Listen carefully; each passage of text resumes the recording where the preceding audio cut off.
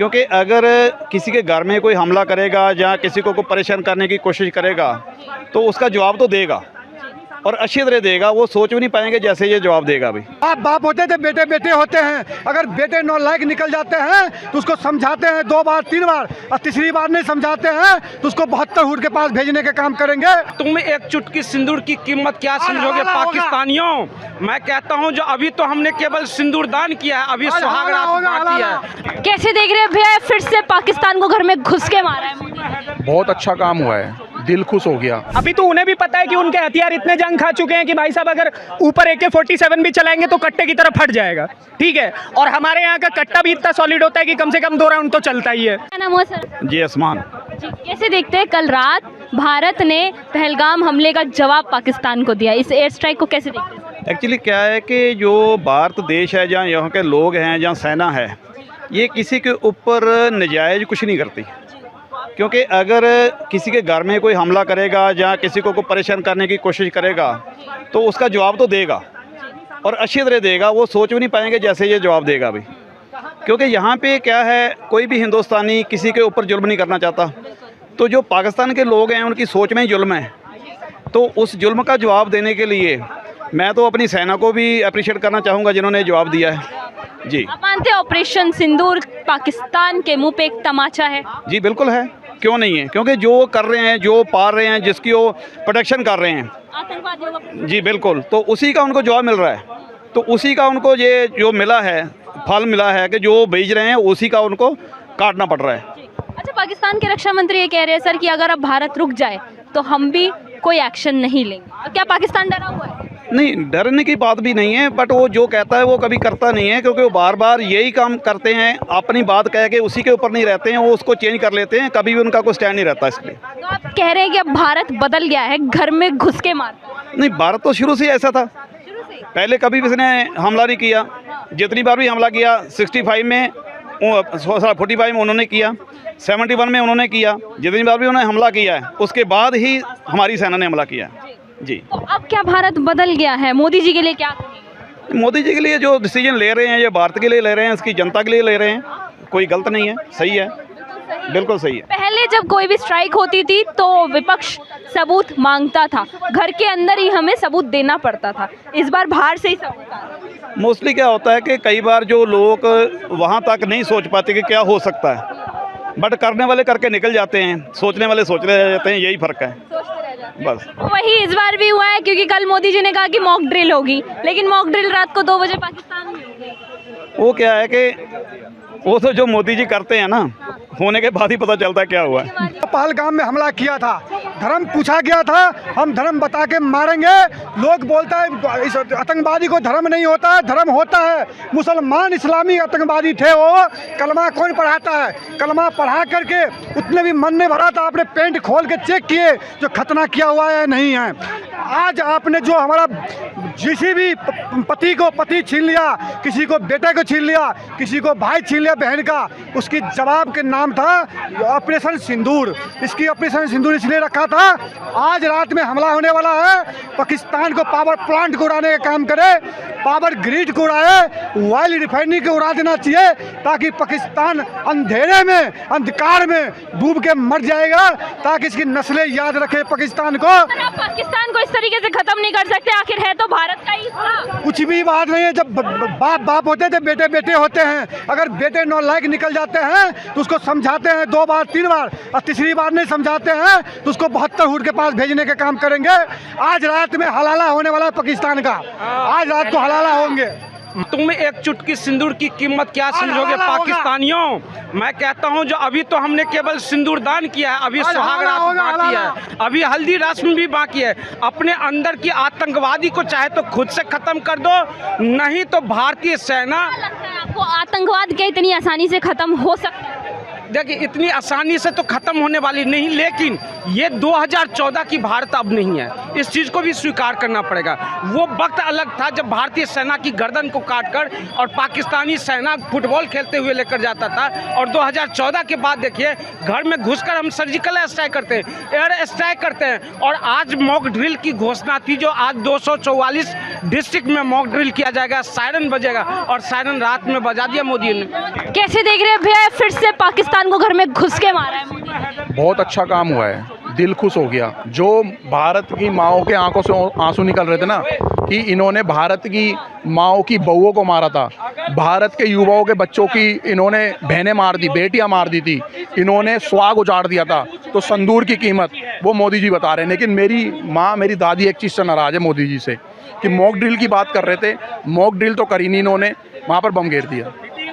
मेरी दादी कह रही है ये क्या है, मैंने दादी ऐसा है, मेरी माँ ऐसा है, ये खुशी रोज़ सवेरे मिलनी चाहिए हमें। तुम रोज़ होनी चाहिए, तुम यहाँ पर गली में बैठे रहो, मॉक ड्रिल तो हो ही नहीं, वहाँ पर बम गिर रहे हैं, तो ऐसी खुशी रोज़ मिले, और इतनी खुशी मिले कि हम सब सवेरे उठें तो एक मिठाई का डब्बा रोज़ हमारे घर में खुले, हमारे स्कूल में जाने वाले बच्चे मिठाई खा के जाएँ, हमारे घर के बड़े बूढ़े जितने भी ड्यूटी पे जाते हैं, हमारे भाई ड्यूटी पे जाते हैं, मैं खुद कहीं काम पे जाता हूँ, तो भाई मीठा मुँह करके जाएं, क्योंकि आज मोदी जी ने फिर 500 मारे, तो रोज़ 500, अभी तो 101 मारे, तो 500 मरेंगे, फिर 5000 भी मरेंगे, फिर 5 लाख भी मरेंगे। पाकिस्तान ख़त्म होना चाहिए। पाकिस्तान में जिस तरीके से पूरी दुनिया में आतंकवादी तैयार करने की फैक्ट्री जो पाकिस्तान है, वो पूरा ख़त्म होना चाहिए। पूरी, मैं कह रहा हूँ पूरी दुनिया। अब देखो कुछ जो हमारे देश में जो बांगपंथी लेफ्टिस्ट टुकड़े टुकड़े गैंग वाले जयचंद्र थे, वो कुत्ते, वो पिल्ले हमारे देश में पलने वाले सब चुप हैं।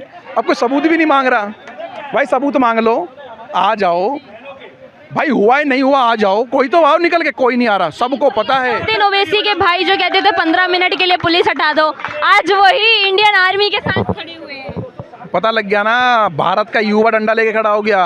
वो तो 10 मिनट और 8 मिनट में निपटाने की बात कर रहा है, 15 मिनट तो दूर की बात है। इस देश का हिंदू जो था वो पक्का हिंदू बन करके पक्का कट्टर हिंदू बन गया। अब चुप हो जाओ, अब मत बोलना कुछ भी। जो वैसी बोल रहा था मैं भारत माता की जय नहीं बोलूंगा, जय फिलिस्तीन बोलूंगा, अब वो पाकिस्तान मुर्दाबाद बोल रहा है। अपने ट्वीट में एंड में लिखते भी है जय हिंद। क्यों भाई, क्या हो गया, ये बदलाव कैसे आ गया? तो मैं कहना चाहता हूँ, जिस तरीके के हमारे मोदी जी इस देश के विचारधारा के हैं, अमित शाह जी विचारधारा के हैं, राजनाथ जी जिस देश के विचारधारा के हैं इस देश में, तो ऐसे विचारधारा के हम भाजपा सरकार से कहना चाहते हैं, अपने इलाके के पार्षद, एमएलए, सरपंच, विधायक, मंत्री, कैबिनेट मंत्री जो भी बनाओ ना, आपके जैसे विचारधारा के होने चाहिए। कह रहे हैं कि अगर अब भारत चुप बैठेगा तो हम अपने हथियार गिरा देंगे, तो क्या पाकिस्तान डरा हुआ है? हाँ, ये डर ही बोल रहा है ना। अगर डर नहीं होता तो फिर वो लोग क्या करते, वो लोग रिटेलिएट करते, वो सामने से अपने हथियार लेकर के आते। अभी तो उन्हें भी पता है कि उनके हथियार इतने जंग खा चुके हैं कि भाई साहब अगर ऊपर AK-47 भी चलाएंगे तो कट्टे की तरफ फट जाएगा, ठीक है। और हमारे यहाँ का कट्टा भी इतना सॉलिड होता है कि कम से कम 2 राउंड तो चलता ही है। अभी आपको पता होगा कि वहाँ के जो डिप्लोमेट्स हैं उन्होंने एक और बात कही थी कि हम उत्तर प्रदेश में अयोध्या में जाकर के दोबारा से वहाँ पर जाकर के कलमा पढ़ेंगे और वहाँ पे बाबरी मस्जिद को दोबारा से स्थापित करेंगे। अब आप एक बात बताइए, वहाँ के लोगों को उत्तर प्रदेश के बारे में कुछ पता है? उत्तर प्रदेश को कौन सा ऐसा राज्य है उनको पता है? और वहाँ पे वहाँ की गद्दी पे कौन बैठा है ये पता है? उत्तर प्रदेश के 6-6 महीने के जो बच्चे जो पैदा हो रहे हैं ना, वो कोख में क्या लेके पैदा होते हैं पता है? ज्ञान बाद में लेते हैं, कट्टा पहले हाथ में लेते हैं वो, ठीक है। ये गुंडागर्दी चल रही है उत्तर प्रदेश। गुंडागर्दी समझिए। अगर बात हमारे देश पे आएगी, हमारे राष्ट्र पे आएगी, हमारी गाथा पे आएगी, तो हम जवाब क्यों नहीं देंगे? भाई साहब अभी तो इन्होंने, देखिए हम लोग अंदर भी नहीं घुसे थे इस बार तो पाकिस्तान के अंदर हमारा कोई आदमी ही नहीं गया। ड्रोन से हमले किए हमने और मिसाइलें गिराई हैं, ठीक है, पाकिस्तान ऑक्यूपाइड कश्मीर और पाकिस्तान दोनों पर, ठीक है। तो इस वजह से मैं कह रहा हूं कि जब अगर हम अंदर घुसने पे आ गए तो उनके अंदर का खौफ आप समझिए। मैं बोलना नहीं चाहता हूँ, इस प्रकार की बात है वो, ठीक है। हाँ। अच्छा, कहा जा रहा है कि इस बार आतंकी मसूद अजहर का पूरा परिवार इस हमले में मारा गया। 14 लोग मारे गए हैं। अम्मी जान जा चुकी हैं, ठीक है, अम्मी की जान जा चुकी है, ठीक है, बीवी की जान जा चुकी है, 6 बच्चे, जिनमें से 4 उसके भतीजे थे, 2 उसके खुद के बच्चे थे, ये 6 मारे जा चुके हैं। और ऐसे करके कुल 14 लोग उसके मारे गए हैं, जिसमें से एक एमुनेशन एक्सपर्ट भी था, उसका जो हथियार उसके संभाल के रखता था। ठीक है, ऐसे ऐसे कुल 14 इंपॉर्टेंट लोग मसूद अजहर के मारे गए हैं। सवाल वही है सर, जो मासूम थे, उनकी बीवी का कोई कसूर नहीं था, शायद उनकी माँ का कोई कसूर नहीं था, उनके 6 बच्चों का भी कोई कसूर नहीं था, लेकिन उन्हें मार दिया गया। सुनिए मेरी एक बात, मैं आपको एक बात बताना चाहता हूँ। आप जो कह रही है कि इनका कोई कसूर नहीं था, ये 6 महीने के भी बच्चे हैं ना। तो आपने के मैनन का एक डायलॉग सुना है कि आतंकवादी नहीं है, बच्चे नहीं है, आतंकवादी है, टाइम बॉम्ब है, आतंकवादी के पिल्ले हैं, हाथ में लॉलीपॉप की तरह AK-47 लेकर के घूमते हैं। इनकी तरफ दया दिखाएं। अगर 6 महीने का बच्चा भी हिंदुस्तान मुर्दाबाद कहेगा तो उसकी हलक से जान निकालने का काम हम लोग करेंगे, हमें फ़र्क नहीं पड़ता। उस समय पे हम अपनी सारी निर्दयता। फिर आप में और उन आतंकियों में और उस पाकिस्तान में क्या फ़र्क है? नहीं रहे फ़र्क। हमने बोला कब? अरे आप एक मीम देख रही हैं इस बार नरेंद्र मोदी जी गांधी जी के चश्मा यूं हटा रहे हैं और कह रहे हैं कि भाई इस बार चश्मा हटा ले, तू देख नहीं पाएगा आगे जो होने वाला है। तो आप समझिए कि आगे न जाने क्या क्या होने वाला है। 25 जगहों के नाम लिस्ट में थे, जिनमें से अभी केवल 9 जगहों पे हमला हुआ है। ऑपरेशन सिंदूर पार्ट 2 अभी बाकी है, आप भी देखेंगे, मैं भी देखूँ। सवाल ये है, कल मोदी जी कहते हैं कि 7 मई को मॉक ड्रिल होगी, लेकिन रात को 2 बजे दिवाली बन जाती है। दिवाली नहीं बनी है, मॉक ड्रिल नहीं हुआ है, वहाँ डायरेक्ट ड्रिल कर दिया है इन्होंने। ठीक है, पाकिस्तान के हृदय में छेद कर दिया। पाकिस्तान का हृदय कौन सा? मौलाना मसूद अजहर का जो मस्जिद थी, मस्जिद का नाम क्या? सुभान अल्लाह मस्जिद सुभान अल्लाह हो गई। ठीक है, अब वही वाला सीन चल रहा है, मजा आ रहा है देखने में। किसी के धर्म के जो स्थान है उसे उड़ा देना तो ठीक नहीं है ना। अरे मैम, अब आतंकवादी रहेगा ही धर्म वाली जगह पे, तो हम क्या कर सकते हैं? गोल्डन टेम्पल आपको याद है, वहाँ पे कौन बैठा था? भिंडरा वाला। मजबूरीवश हम गुरु ग्रंथ साहिब का बहुत ज़्यादा सम्मान करते हैं, हम सिखों का सम्मान करते हैं, अपितु वहाँ पर अगर आतंकवादी था तो हमने अपने घर में भी अगर नहीं छोड़ा इन चीज़ों को, तो बाहर क्या ही छोड़ेंगे? बाहर तो हमें वैसे ही निर्दय हैं हम। बिपिन रावत ने अपने मुख से एक बात कही थी कि we are fighting the 3 face Wars.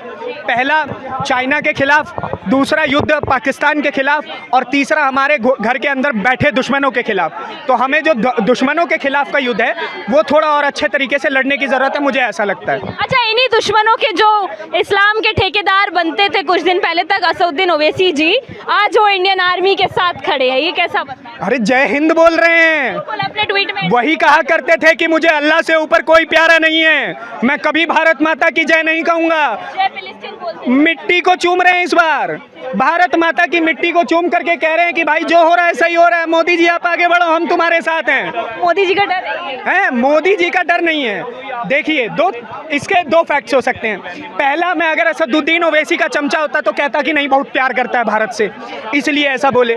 दूसरा ये है कि उसको CBI का डर लग रहा है, उसको एनफोर्समेंट डायरेक्टरेट का डर लग रहा है, उसको यहाँ पे बैठे सारे अधिकारियों का डर लग रहा है जो ल्यूटियन जोन में बैठे रहते हैं। तो इन डर के मारे ही खौफ का माहौल है, लेकिन उसके बावजूद भी सही तो बोल रहा है।